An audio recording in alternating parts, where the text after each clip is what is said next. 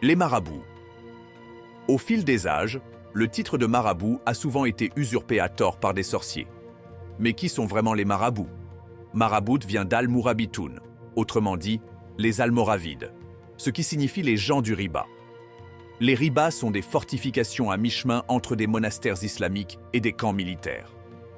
La dynastie berbère des Almoravides a pris naissance dans l'île de Tidra, en actuelle Mauritanie, puis s'est étendue jusqu'aux portes de Béjaïa, où elle a été stoppée par la dynastie locale, les Hamadides. Les Almoravides avaient comme capitale Marrakech. C'est peut-être la dynastie berbère qui a le plus répandu l'islam à travers le Maghreb.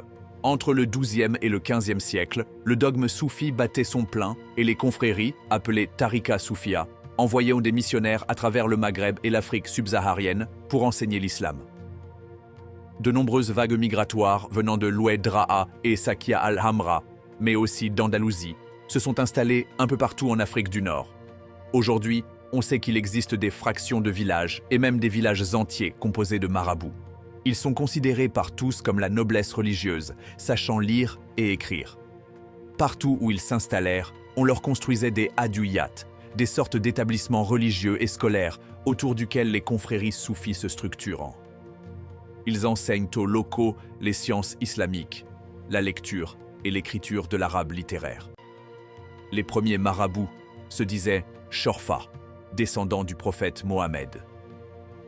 Les hommes portent le titre honorifique de Sidi, et les femmes de Lalla.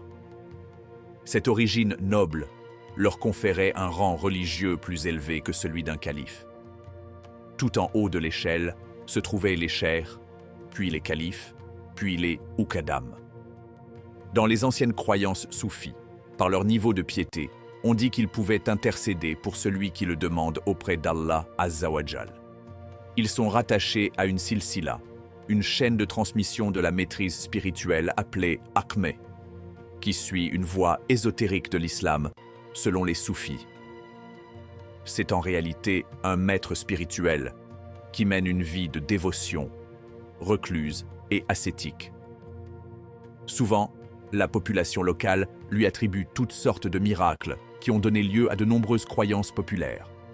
Le saint est généralement enterré dans un mausolée appelé Koubba, en raison de son dôme. Les marabouts avaient un rôle très important dans chaque tribu.